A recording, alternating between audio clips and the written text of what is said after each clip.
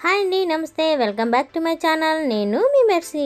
ఈరోజు మన రెసిపీ వచ్చేసి గోంగూర రొయ్యల పులావ్. వినగానే నోరు ఊరిపోతుంది కదండి. చాలా టేస్టీగా ఉంటుంది. ఎప్పుడు కర్రీయే కాకుండా అప్పుడప్పుడు ఇలా పులావ్ ట్రై చేయండి, చాలా బాగుంటుంది.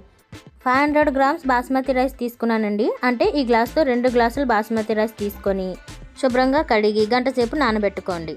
పెద్దవి కేజీ రొయ్యలు తీసుకున్నానండి. వీటిని శుభ్రంగా కడిగి పెట్టుకోండి.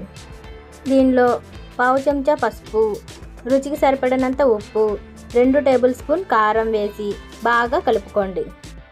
రొయ్యలకు ఉప్పు కారం పట్టేంత వరకు కలుపుకోండి. చూడండి, ఇలా మొత్తం అంతా బాగా కలిపిన తర్వాత అరగంట పాటు పక్కన పెట్టుకోండి.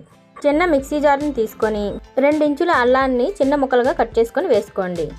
6 వెల్లుల్లి రెబ్బల్ని వేసుకోండి. 4 లవంగాలు, 2 యాలకులు, 1 ఇంచు దాల్చిన చెక్క, స్టార్ అనాస్ 1 టేబుల్ స్పూన్ జీలకర్ర, 1 టేబుల్ స్పూన్ ధనియాలు, అలాగే 2 ఇంచులు పచ్చి కొబ్బరిని చిన్న ముక్కలుగా కట్ చేసుకొని వేసుకోండి. వీటన్నింటినీ మొత్తం ఫైన్ పేస్ట్ చేసుకొని పక్కన పెట్టుకోండి. ముందుగా 2 కట్టల గోంగూర ఆకులను తీసుకొని శుభ్రంగా కడిగి పెట్టుకున్నానండి. స్టవ్ ఆన్ చేసి కడాయి పెట్టుకొని 2 టేబుల్ స్పూన్ ఆయిల్ వేసుకోండి. కడిగి పెట్టుకున్న గోంగూర ఆకులన్నింటినీ వేసుకోండి. గోంగూర పులుపుని బట్టి ఎక్కువ తక్కువ అనేది అడ్జస్ట్ చేసుకోండి. 5 మినిట్స్ పాటు మూత పెట్టుకొని మగ్గించుకోండి. 5 మినిట్స్ తర్వాత స్టవ్ ఆఫ్ చేసి చల్లారిన తర్వాత మిక్సీ జార్లో ఫైన్ పేస్ట్ చేసుకోండి. ఇప్పుడు పులావ్ కోసం ఒక పెద్ద గిన్నె పెట్టుకొని 4-5 టేబుల్స్ ఆయిల్ వేసుకోండి.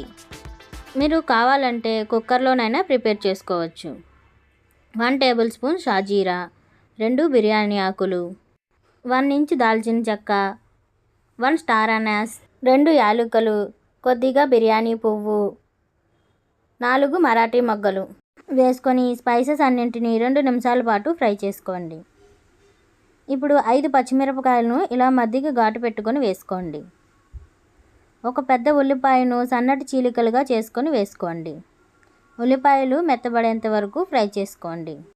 ఉల్లిపాయలు మగ్గిన తర్వాత 2 మీడియం సైజ్ టమాటాలను చిన్న ముక్కలుగా కట్ చేసుకొని వేసుకోండి.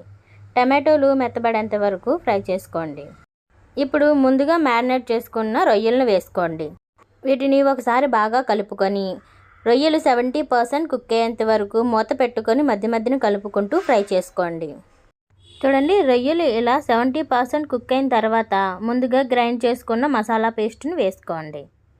మసాలా పేస్ట్ ఒకసారి బాగా కలుపుకొని పచ్చివాసన పోయేంత వరకు ఫ్రై చేసుకోండి. మసాలా అంతా బాగా ఫ్రై అయిన తర్వాత 1 కప్పు కొత్తిమీర, 1/2 కప్పు పుదీనా వేసుకొని ఒకసారి బాగా కలుపుకోండి.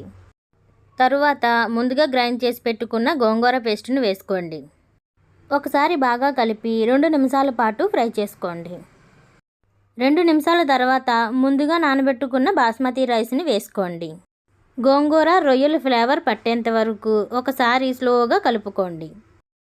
ఇప్పుడు వాటర్ని వేసుకోండి. 2 గ్లాసుల రైస్కి 3 గ్లాసుల వాటర్ వేసుకోండి. మీరు కుక్కర్లో చేస్తున్నట్టయితే 2 విజిల్స్ తీయించుకుంటే సరిపోతుంది. ఇప్పుడు కొద్దిగా సాల్ట్ని వేసుకోండి. ఆల్రెడీ మనం రొయ్యల్లో వేసుకున్నాం కాబట్టి టేస్ట్ చూసుకొని వేసుకోండి. ఇప్పుడు మూత పెట్టుకొని రైస్ బాయిల్ అయ్యేంత వరకు ఉడికించుకోండి. ఒకసారి చూద్దామండి. చూడండి, రైస్ 50% కుక్ అయిపోయింది. దీన్ని ఒకసారి స్లోగా కలపండి, లేదంటే రైస్ విరిగి ముద్దగా అయిపోతుంది. మళ్ళీ మూత పెట్టుకొని రైస్ బాయిల్ అయ్యేంత వరకు మగ్గించుకోండి. చూడండి ఎంత చక్కగా రెడీ అయిపోయిందో. లాస్ట్లో కొద్దిగా కొత్తిమీరతో గార్నిష్ చేసుకుంటే రెడీ. చాలా టేస్టీగా ఉంటుందండి. తప్పకుండా ట్రై చేయండి. మీకు ఎలా వచ్చిందో నాకు కామెంట్ చేయడం మర్చిపోకండి. మెర్సీ కిచెన్ ఛానల్ని సబ్స్క్రైబ్ చేసుకోండి.